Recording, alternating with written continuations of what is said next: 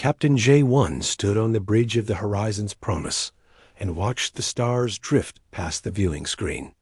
His ship had been traveling through deep space for 3 months, searching for signs of intelligent life beyond the 12 human colonies.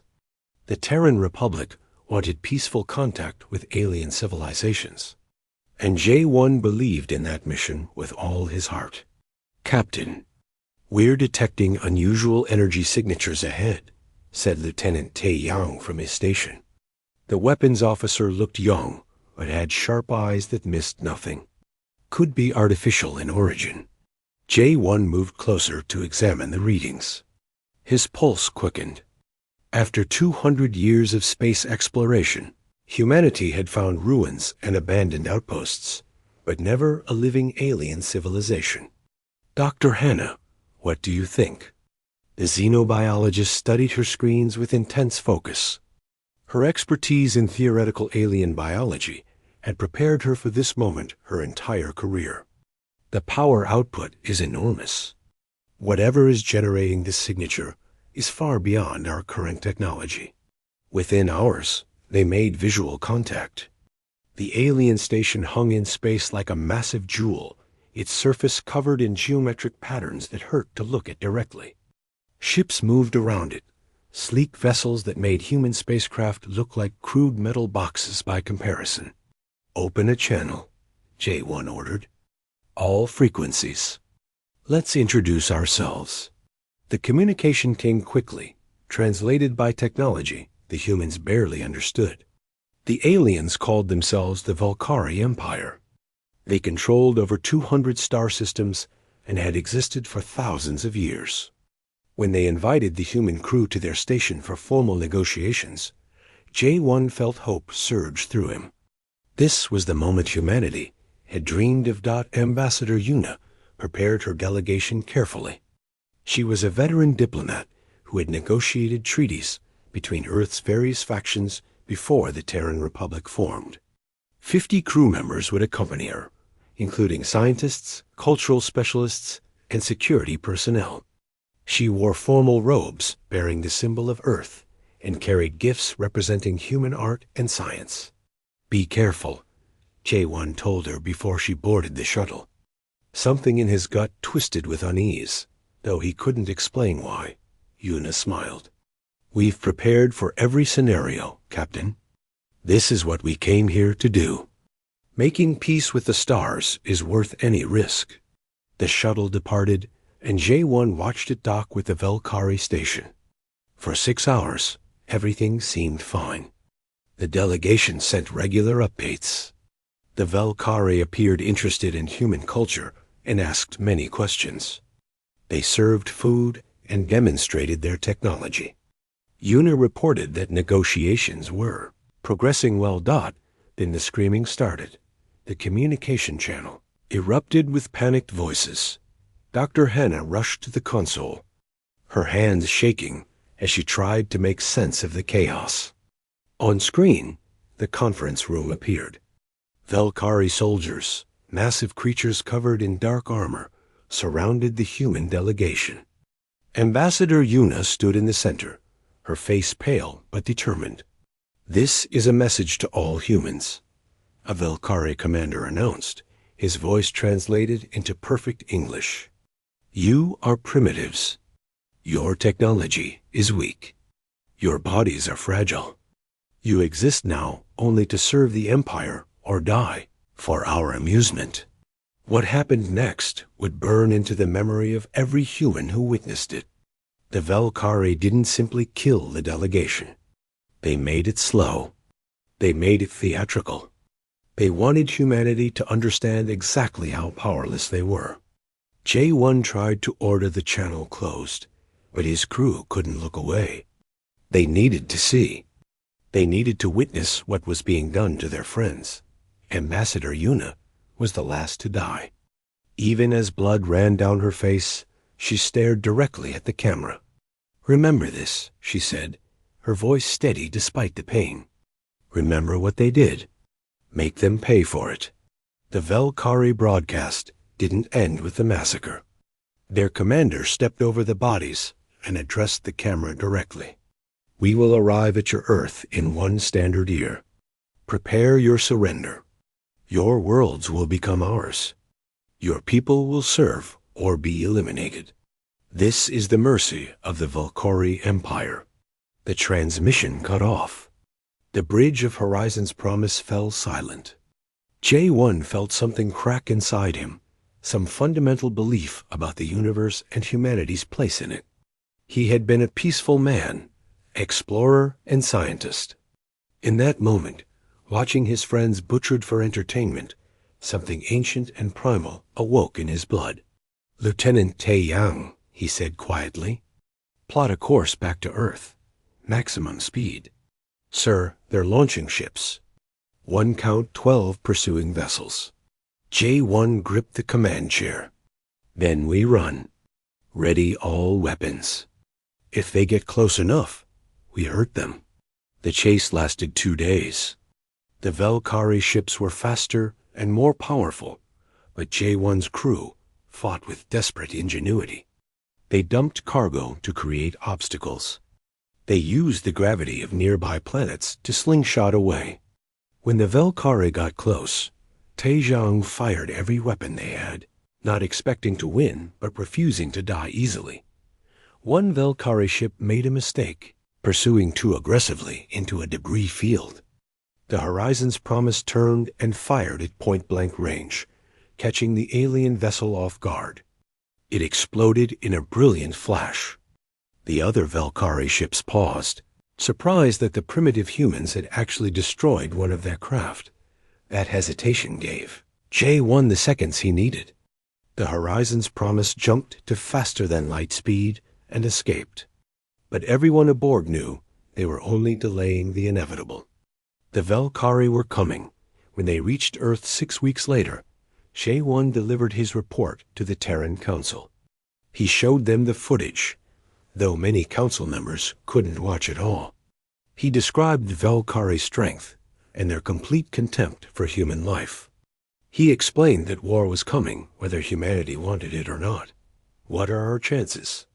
asked Council Chairman Dae-Soon, an old man who had lived through Earth's unification wars. J1 wanted to be honest. He wanted to say they were doomed. But something in Yuna's final words echoed in his mind. "That depends on what we're willing to do. The Valkyrie think we're weak because they've never seen what happens when humans get angry. They've never seen what we're capable of when we stop being civilized." The council voted that night, not on whether to surrender, not on whether to negotiate. They voted on which military protocols to activate. Protocols that had existed since humanity first reached the stars, kept secret and hoped to never be needed. Weapons designed by people who remembered Earth's bloody history and knew that peace only lasted when backed by strength. As J1 left the council chambers, he looked up at the night sky. Somewhere out there, the Valkyrie Empire was preparing to crush humanity. They thought it would be easy. They thought humans were just another primitive species to conquer. They were about to learn how wrong they were.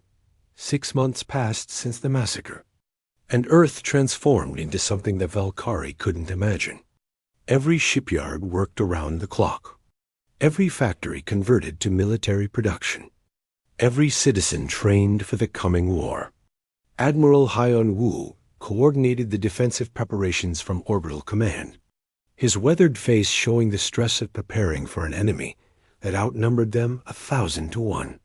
"Show me the fleet status," he ordered. The holographic display revealed the truth. Humanity had 300 combat-capable ships. Intelligence suggested the Valkyrie would send at least that many in their first attack wave, testing human defenses before committing their main forces. Every strategic simulation ended the same way: total human defeat within weeks. Dr. Su-jin had different ideas. The scientist worked in a classified facility beneath the Gobi Desert, leading Project Prometheus. She stood before a massive screen showing weapon designs that would have horrified the peacetime Terran Republic. Kinetic kill vehicles, antimatter mines, stellar disruption devices. Every tool humanity had developed from mining, construction, and research had been reimagined as instruments of war. "We can't match their technology," she explained to Admiral Haiyan Wu during his inspection visit. "But we don't need to. They've never fought a species that thinks like us. They've never faced an enemy that spent 10,000 years perfecting the art of killing each other." She pulled up a tactical display. "Every human colony is evacuating non-essential personnel. We're converting the colonies into fortress systems. Mining lasers become point defense. Cargo haulers become missile platforms. Civilian stations become command centers. When the Velkari arrive, they'll think they're attacking helpless settlements. They're actually walking into kill zones." Captain J1 led the Special Operations Team's training for deep space combat. His hair had turned gray in 6 months, but his eyes burned with purpose. He drilled his soldiers relentlessly, teaching them tactics that felt wrong to people raised in a peaceful society. Ambushes, false retreats, targeting enemy supply lines and communication networks, fighting without honor or mercy. "The Velkari expect us to line up and fight fairly," he told his troops. "We're going to disappoint them." The first Velkari battle fleet arrived ahead of schedule. 300 warships emerged from faster-than-light travel at the edge of human space, near the mining colonies of the Juno sector. General Min Seo commanded the local defense forces, watching the enemy fleet approach with grim determination. "All civilian evacuation complete?" she asked. "Last transport jumped out 10 minutes ago," her aide confirmed. "Good. Begin Operation Sleeping Tiger." The Velkari scanned the Juno colonies and found them seemingly abandoned. Confused but cautious, they sent scout ships forward. The scouts detected no active weapon systems, no defensive satellites, no sign of military presence. They reported back that the humans had fled. The Velkari commander ordered his fleet to advance and claim the colonies. His ships moved into formation, confident and careless. They had done this 100 times before with other species. Primitives always ran when faced with superior power. They entered the asteroid belt surrounding Juno Prime. The asteroids exploded, not from weapons fire, but from pre-positioned charges that turned each rock into thousands of high-velocity fragments. The Velkari shields, designed to stop energy weapons, barely slowed the physical projectiles. Ships crumpled as metal tore through their hulls. Before the Velkari could react, human ships appeared from behind the outer planets. Not massive capital ships, but small attack craft that swarmed like angry insects. Each carried missiles tipped with human ingenuity, nuclear warheads, antimatter charges, and kinetic penetrators. The craft attacked and vanished before the Velkari could target them effectively. Admiral Haiyan Wu watched the battle from his command center on Earth, his tactical officers calling out ship positions and damage reports. "Remember," he said calmly, "we're not trying to win. We're trying to teach them a lesson." The Velkari fleet scrambled to respond. They had superior technology and firepower, but they fought in a way that was methodical and predictable. Human forces acted chaotically, attacking from unexpected angles and retreating before taking losses. When the Velkari concentrated their forces, the humans scattered. When the Velkari spread out, the humans struck at isolated ships. General Min Seo sprung the final trap. Hidden in the shadow of Juno Prime's largest moon, 20 human ships powered up simultaneously. They weren't warships in the traditional sense. They were cargo haulers, each loaded with a single massive kinetic round.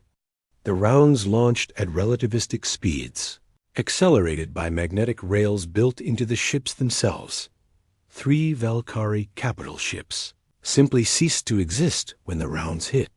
The kinetic energy converted to heat so intense that metal vaporized instantly.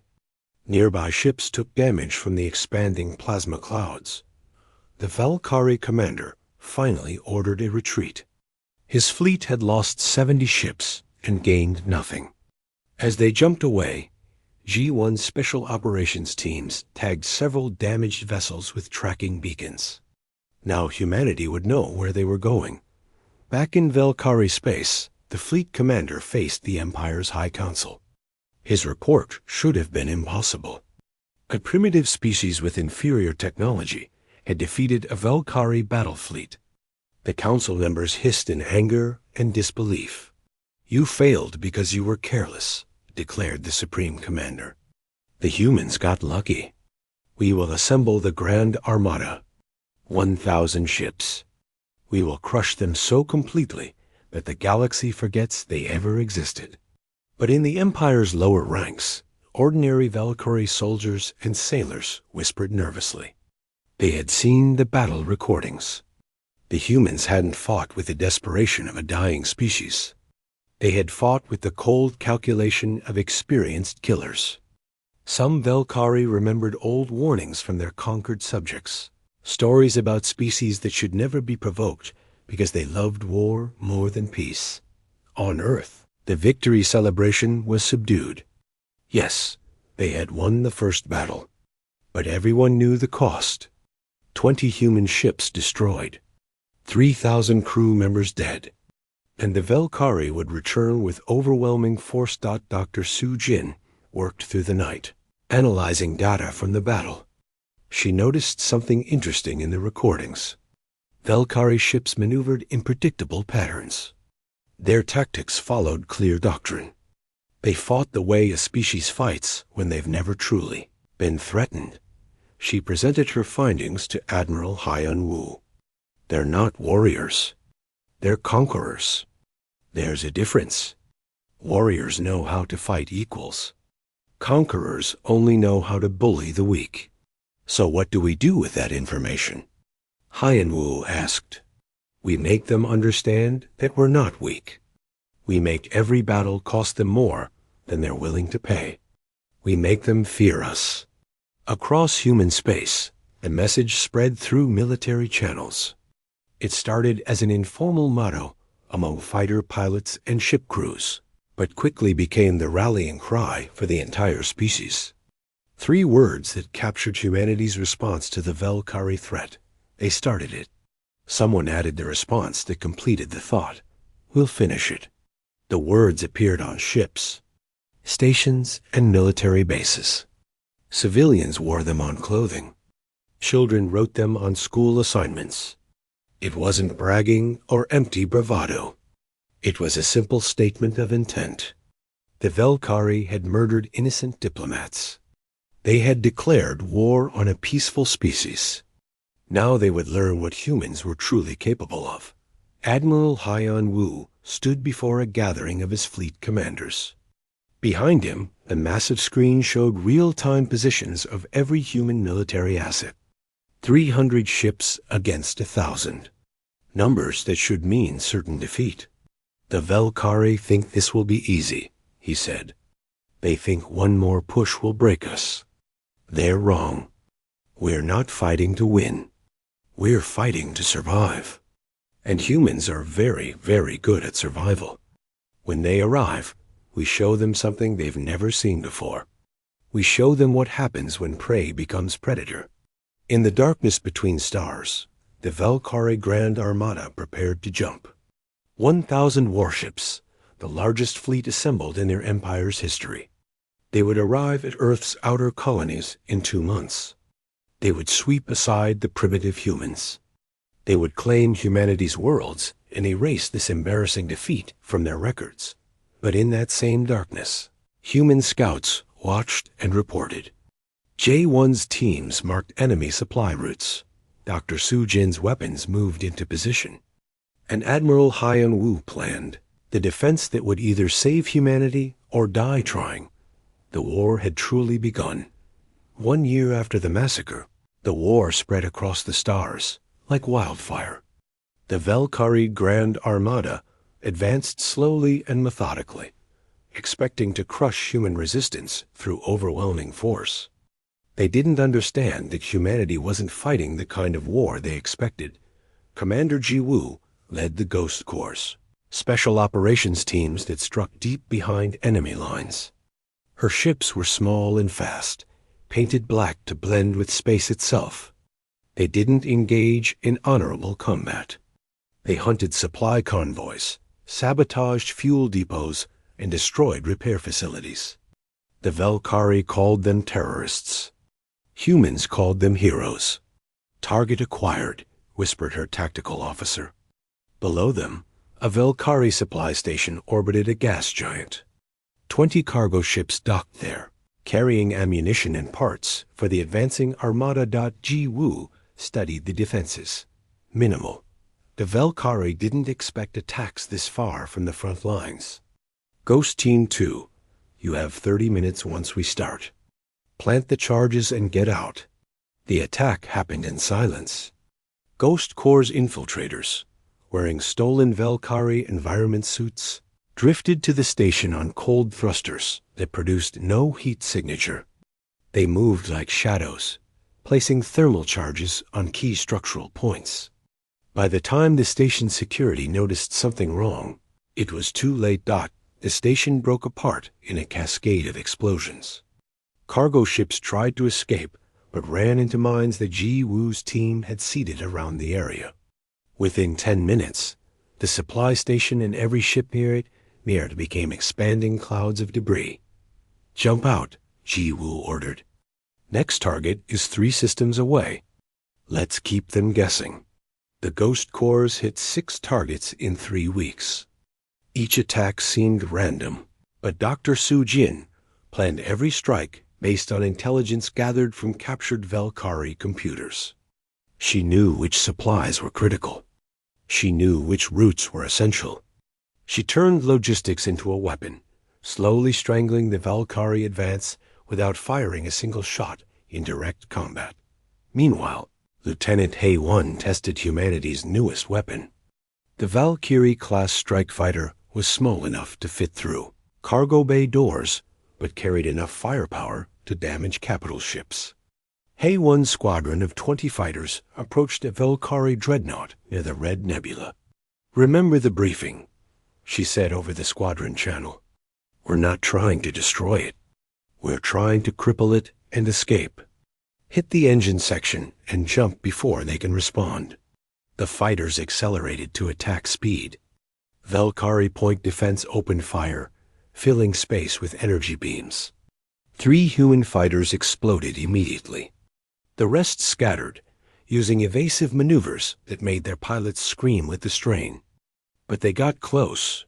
Hae-Won targeted the dreadnought's main engine array and released her antimatter charge. The weapon was tiny compared to traditional torpedoes, but its destructive power was enormous.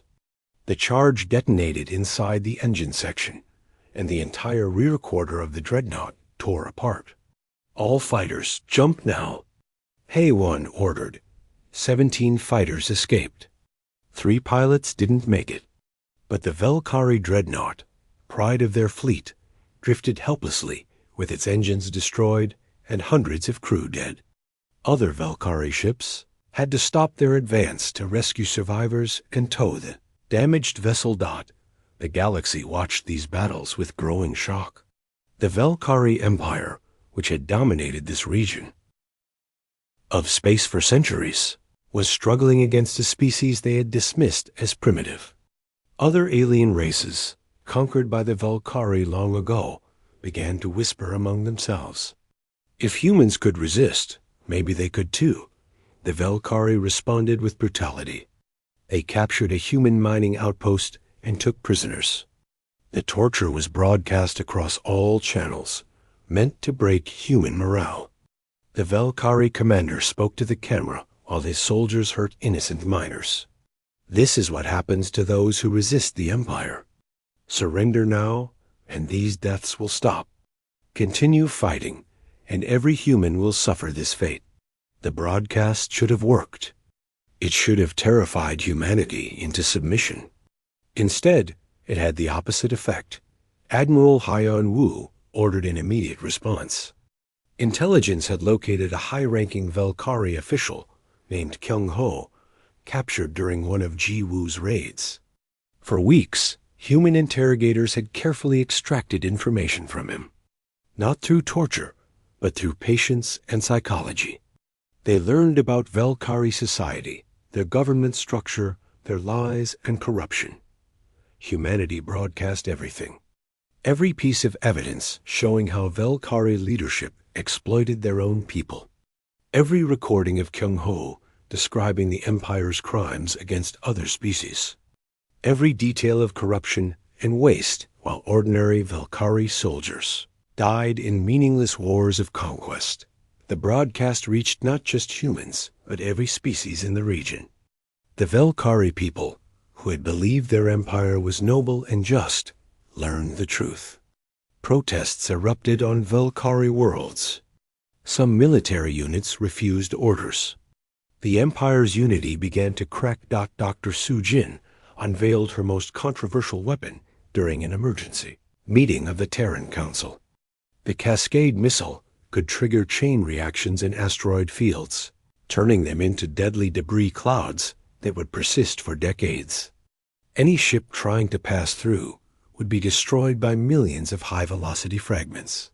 "You're talking about making entire star systems uninhabitable," protested Council member Da Yoon. "That's beyond warfare. That's environmental destruction on a massive scale. The Velkari made entire species extinct for fun," Dr. Sujin replied coldly. "They tortured our diplomats for entertainment. They're advancing on Earth with the explicit intention of enslaving or killing every human alive. I'm not asking for permission to use this lightly. But if they won't stop, we need to make them stop." The vote was close, but the Council authorized deployment of Cascade missiles in Velkari territory. The first was used to seal off a major Velkari supply route. The asteroid field exploded into a storm of metal fragments moving at killing speeds. 3 Velkari cargo convoys trying to use the route were shredded. The route would be impassable for 50 years. The message was clear. Humanity would win this war, or make victory so costly that the Velkari would regret ever starting it. Captain J1 coordinated the intelligence network that made all these operations possible. His teams infiltrated Velkari space, gathering information and identifying targets. Some were captured and never heard from again. Others returned with data that saved thousands of human lives. "We're getting reports that the Velkari Grand Armada is preparing to attack the Sol system," his intelligence officer reported. "They're staging everything for a final assault on Earth itself." J1 studied the fleet movements. Over 800 Velkari warships gathering in formation. They had learned caution from earlier defeats, but still believed their numerical advantage would prevail. They would jump to Earth, overwhelm the defenses, and end this annoying resistance. "Send the data to Admiral Hyan Wu," J1 said, "and tell him we've finished planting beacons on their supply ships. When they jump to Sol, we'll know exactly where their support fleet is hiding." On Earth, preparations reached their final stage. The civilian population had been evacuated to underground shelters and distant colonies. Orbital space around the planet had been transformed into a fortress. Weapons platforms, minefields, and hidden attack ships filled every approach vector. The asteroid belt had been seeded with automated defense systems. Even Earth's moon had been turned into a military installation. Admiral Hyan Wu walked through the command center, watching his officers prepare for the battle that would decide humanity's future. He thought about Ambassador Yuna and the others who had died in that first contact. He thought about every human killed in the years since. All those deaths would mean something, or they would mean nothing. It depended on the next few weeks. "When they arrive," he told his command staff, "they're going to expect us to be afraid. They're going to expect us to beg for mercy. Instead, we show them why you don't start wars with humans. We show them why peace was the better option. We show them the price of their arrogance." Far from Earth, on the edge of Velkari space, subject species watched and waited. The Velkari had ruled through fear for centuries. But fear only works when your victims believe you're invincible. The humans had shown that the Valkyrie could bleed, that they could be hurt, that they could lose. Revolution was coming to the Valkyrie Empire. But first, Earth had to survive. A Valkyrie Grand Armada jumped toward Sol System. 800 warships, carrying enough firepower to reduce Earth to rubble. They expected to find a desperate, beaten enemy. They expected to write the final chapter of human history. They had no idea what was waiting for them. The Valkyrie Grand Armada emerged from faster-than-light travel at the edge of the Sol System, and Supreme Commander Thelrax allowed himself a moment of satisfaction. 800 warships, the largest fleet ever assembled in this region of space. The primitive humans would see this armada and understand how futile their resistance had been. All ships, battle formation, he commanded. Advance on the inner planets. Find their defense fleet and destroy it. The armada moved forward like a steel wall. Sensors swept the system, searching for human military assets. They found nothing. No fleet in formation. No obvious defensive positions. Just empty space and the distant blue marble of Earth. They've abandoned their home world, Thelrax as tactical officer suggested. Perhaps they fled. No. Thelrax studied the readings more carefully. They're here. They're hiding. Find them. Admiral Hyan Wu watched the Valkyrie fleet from his command station deep inside Earth's moon. Around him, dozens of officers monitored screens showing real-time tactical data. The evacuated civilians were safe in underground bunkers built into Earth's crust. Every human warship was positioned and waiting. Everything was ready. They're past the outer marker, reported his sensor officer. Activate Phase 1, Hyan Wu ordered calmly. The asteroid belt suddenly came alive. What the Valkyrie had dismissed as natural rocks were actually camouflaged weapons platforms. Mass drivers, built into hollowed-out asteroids, began hurling metal slugs at the advancing fleet. The projectiles weren't sophisticated, just chunks of iron accelerated to incredible speeds. But at those velocities, even iron could punch through shields and hull plating. The Valkyrie fleet scattered, trying to avoid the barrage. Their shields absorbed most hits, but some projectiles got through. Ships took damage. A few smaller vessels exploded when rounds hit critical systems. The advance slowed as the fleet deployed point defense to shoot down incoming projectiles. Predictable, said Ensign Biora from her tactical station. She was young, barely 25, but she had studied every battle recording from the past year. They're bunching together for mutual protection. Exactly what we expected. Begin Phase 2, Hyan Wu ordered. Hidden among Jupiter's moons, a fleet of 50 human warships powered up their engines. They had been waiting silently, cold and invisible. Now they accelerated toward the Valkyrie formation, not in a straight line, but using the gas giant's gravity to slingshot around at unexpected angles. Captain G1 commanded the lead assault group. His ship, the Vengeance, carried the latest weapons Dr. Su Jin had developed. All ships fire at will. Hit and fade. Don't stay engaged. The human fleet struck the Valkyrie formation from the side. Missiles and kinetic rounds tore into ships that had their shields facing the wrong direction. 3 Valkyrie cruisers exploded immediately. Others took crippling damage. Before the enemy could properly respond, the human ships curved away, using Jupiter's gravity again to accelerate beyond pursuit range. Thelrax slammed his fist on his command console. After them. Destroy those ships.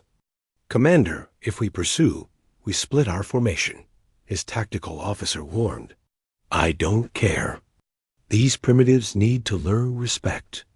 200 Valkyrie warships broke formation to chase J1's fleet. It was exactly what Hyan Wu wanted. Phase 3. Now.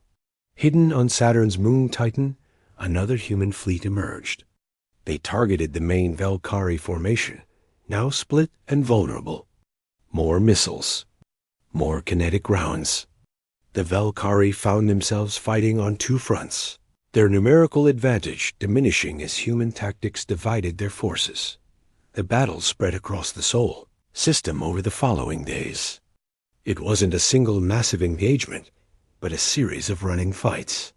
The Valkyrie tried to use their superior numbers, but the humans refused to let them concentrate their strength.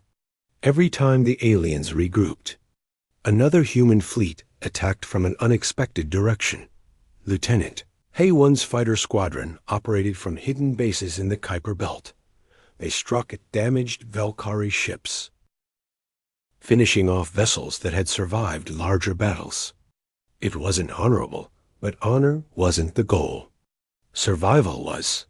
Target the wounded dreadnought at coordinates 472, she ordered her pilots. Its shields are down. One good hit should finish it. Her fighters swept in like sharks, releasing their antimatter charges and vanishing before the Valkyrie escort ships could react. The dreadnought, already crippled from an earlier battle, broke apart. Its crew had no time to evacuate. Commander Ji Woo's Ghost Corps conducted the most daring operation of the battle. Using captured Valkyrie shuttles, her teams infiltrated the enemy's mobile repair stations. They planted charges and sabotage systems, while Valkyrie technicians worked unknowingly around them. When the charges detonated, 3 repair stations were destroyed, along with dozens of damaged ships waiting for repairs. But the battle took its toll on humanity too. The Valkyrie were losing ships, but humans were losing proportionally more.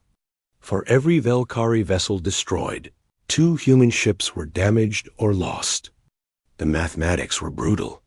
If the battle continued this way, the Valkyrie would eventually overwhelm Earth through sheer attrition. Ensign B.O. Ra studied the tactical display, watching ship movements and battle patterns. Something occurred to her, an idea so risky that she almost dismissed it. But with human losses mounting, desperate measures seemed reasonable. "Admiral," she said quietly to Haiyan Wu, "I have a suggestion." She explained her plan. The other officers thought she was insane. But Haiyan Wu looked at the casualty reports and the dwindling number of operational human ships. Conventional tactics weren't working.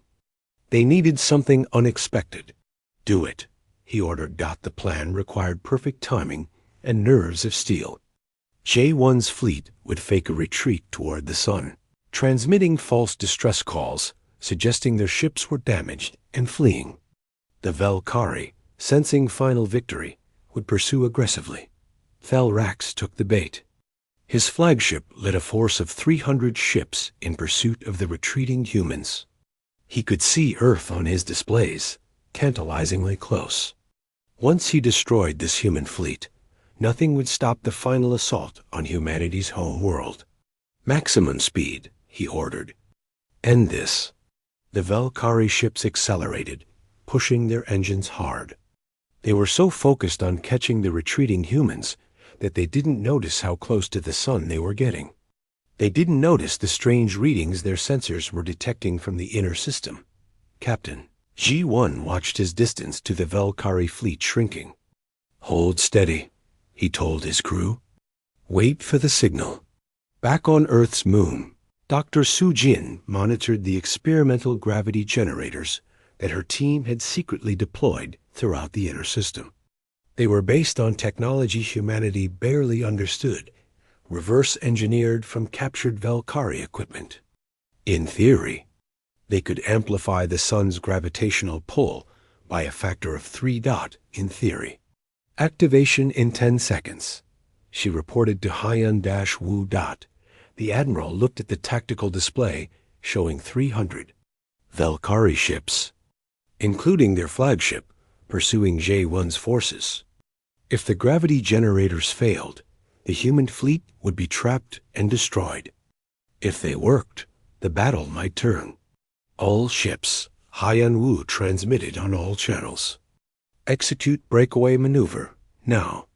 J1's fleet suddenly changed course, using emergency thrusters to angle away from the sun at maximum acceleration. The Velkari ships, moving at higher speeds, couldn't match the tight turn. They kept their momentum, carrying them deeper into the inner system. Dr. Sujin activated the gravity generators. The sun's gravitational pull suddenly tripled in strength. Velkari ships found themselves dragged off course, pulled toward the star despite their engines screaming at full power.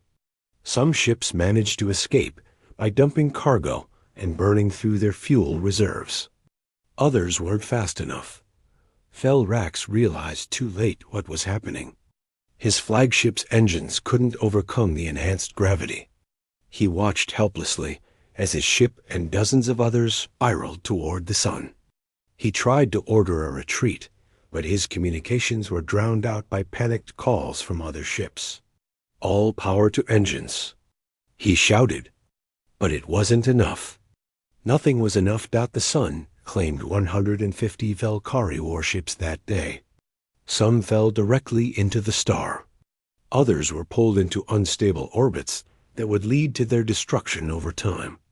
The survivors fled in disorder, their formation shattered and their confidence broken. Felrax's flagship was last seen sending a desperate transmission before its orbit decayed beyond recovery. The Supreme Commander, who had boasted he would crush humanity, burned in the fires of Earth's star. The surviving Velkari fleet, now less than 400 ships, regrouped at the edge of the system. They had lost nearly half their forces and gained nothing. Admiral Haiyan-Wu didn't press the attack.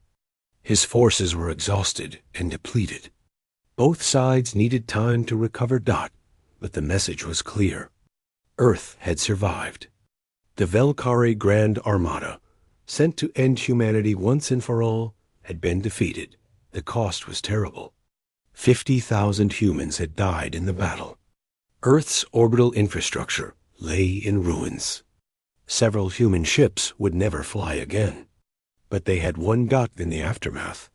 Intelligence reports reached Earth. The Velkari Empire was mobilizing everything. 5,000 warships from across their territory. This time, they wouldn't stop until humanity was extinct. 2 years after the massacre that started the war, the Terran Council gathered in emergency session, deep beneath Earth's scarred surface. The victory at Sol had bought time, but intelligence reports painted a grim picture. The Velkari Empire was assembling 5,000 warships from across their territory. This time, they wouldn't make mistakes. This time, they would commit everything to humanity's destruction. Admiral Haiyan-Wu stood before the council, his uniform bearing the marks of 2 years of constant warfare. Behind him, holographic displays showed the strategic situation. Humanity controlled 12 star systems. The Velkari controlled 200. The mathematics of survival looked impossible. "We have 2 choices," he said. "We can fortify our worlds and hope to survive what's coming. Or we take the war to them. We strike at their home systems. We force them to defend instead of attack."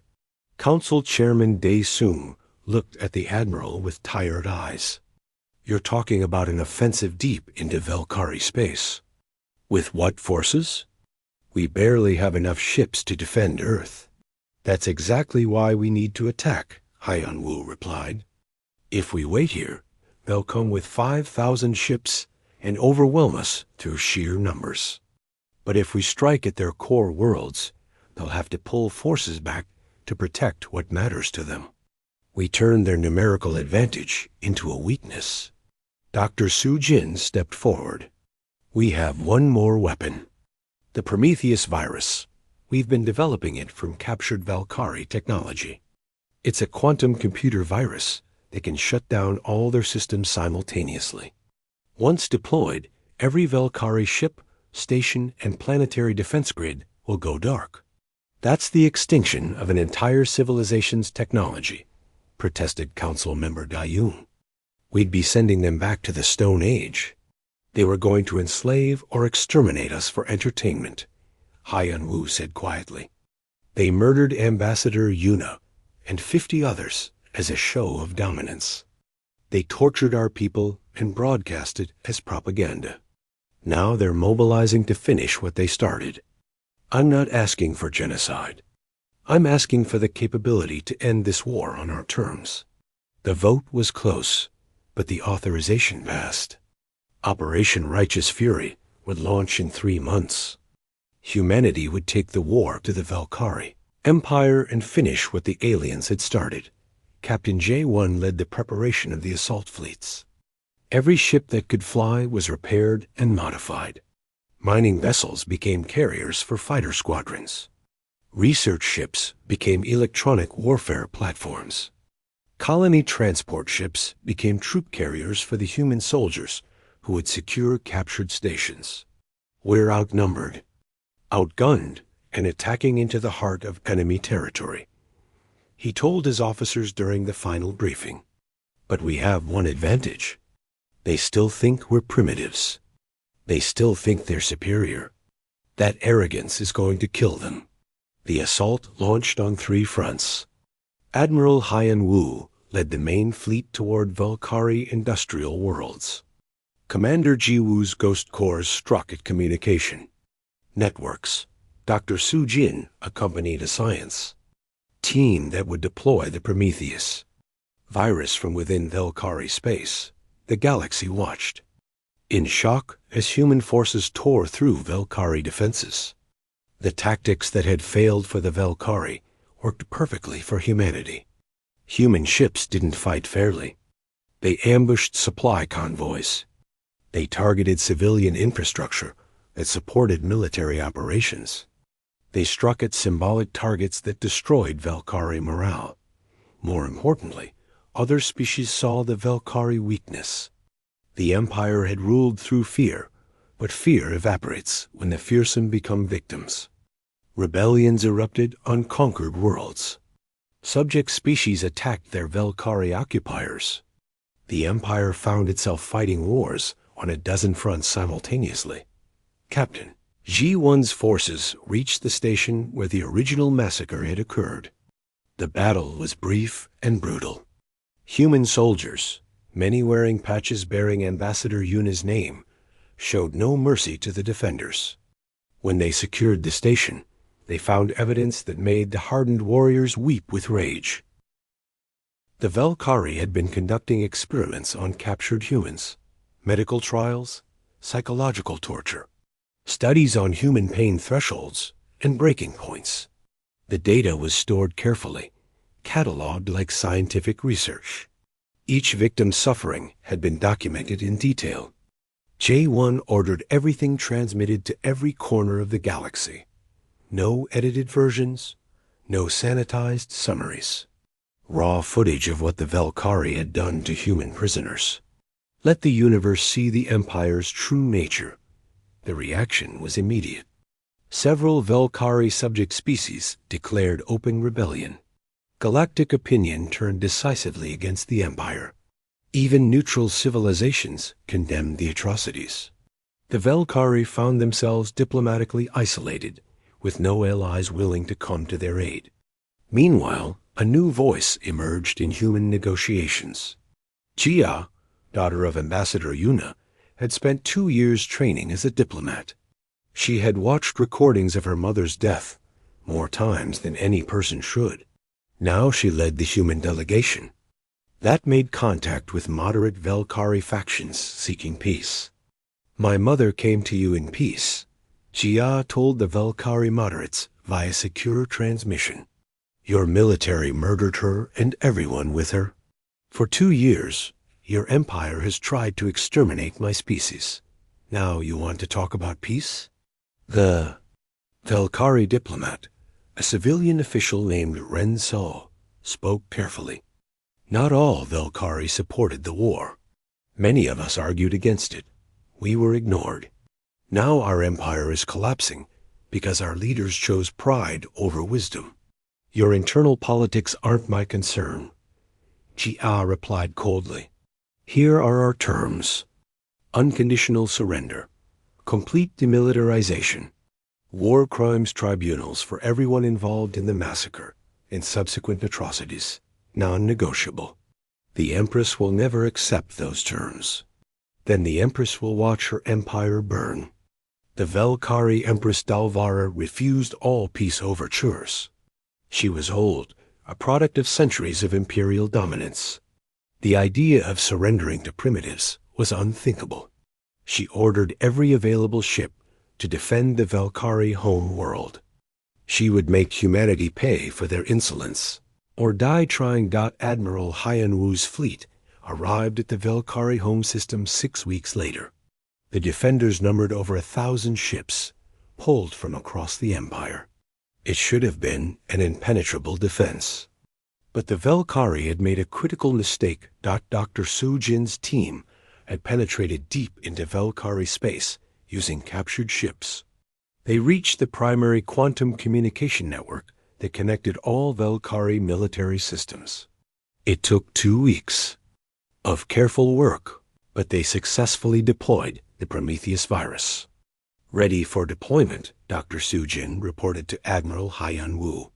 Once we activate this, every Velkari computer system will crash simultaneously. Their ships, their stations, their planetary defenses. Everything. Hyan Wu opened a direct channel to the Velkari Empress. Her image appeared on screen, a tall figure covered in ceremonial armor, surrounded by her advisors. This is Admiral Hyan Wu of the Terran Republic. I'm sending you data on a weapon we've developed specifically for this moment. It's a quantum virus that will shut down every Velkari computer system in your empire. Your ships will drift. Your stations will go dark. Your planetary defenses will fail.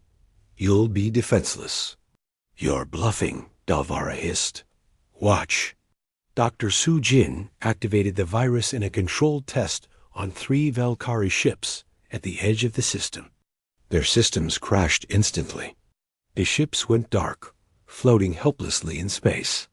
I'm offering you one final chance, Hyan Wu continued. Order your forces to stand down. Surrender unconditionally. Face justice for what your empire has done. Or I deploy this virus across your entire civilization, and you face the consequences of fighting a war you couldn't win. Dalvara's response was to order her fleet to attack. Pride and arrogance had brought the empire to this point, and she would not abandon them now. Deploy the virus, Hyan Wu ordered. Full spectrum. Every system. The Prometheus virus spread through Velkari networks at the speed of light. Every ship in the home system went dark simultaneously. 1,000 warships became floating debris. Planetary defense grids failed. Communication networks crashed. The Velkari home world, center of an empire that had dominated the region for centuries, when silent. Human forces moved in and secured key facilities without resistance. Velkari. Soldiers, their weapons and armor useless without power, surrendered in the thousands. The war ended not with a climactic battle, but with the quiet hum of dying systems. The Terran Republic occupied Velkari space systematically. They dismantled the military. They cataloged war crimes. They began the long process of rebuilding a society that had been based entirely on conquest and dominance.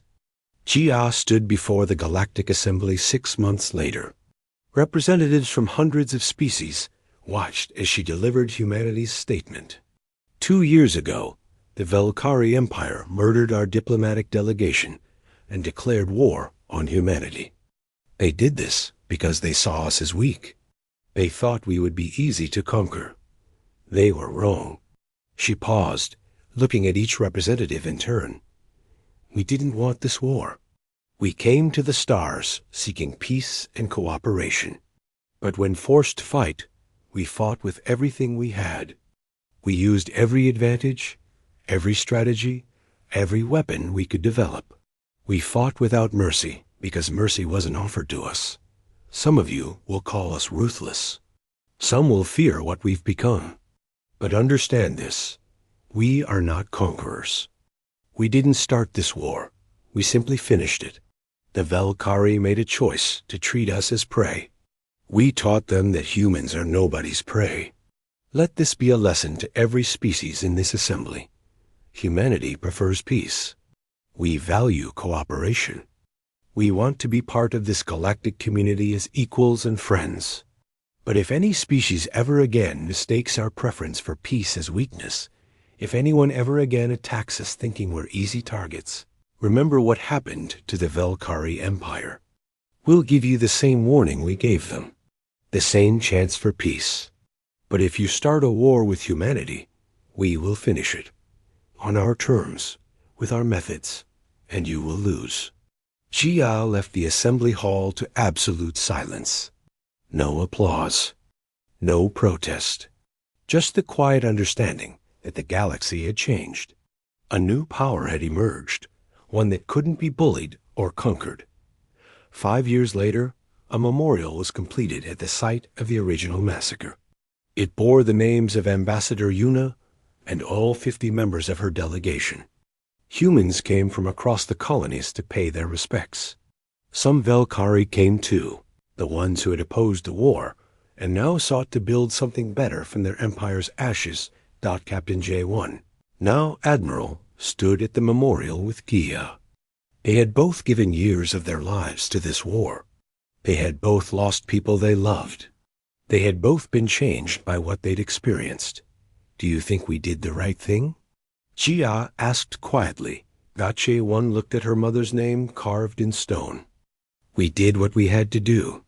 History will judge whether it was right. They walked away together, leaving the memorial to its silent vigil. Behind them, the inscription caught the light of distant stars. They came in peace. They died in treachery. We answered in war. We prevailed in justice. Never forget. Never again. The last warning from Earth had been delivered. The galaxy heard it clearly. And in the years that followed, not a single species ever again made the mistake of starting a war with humanity.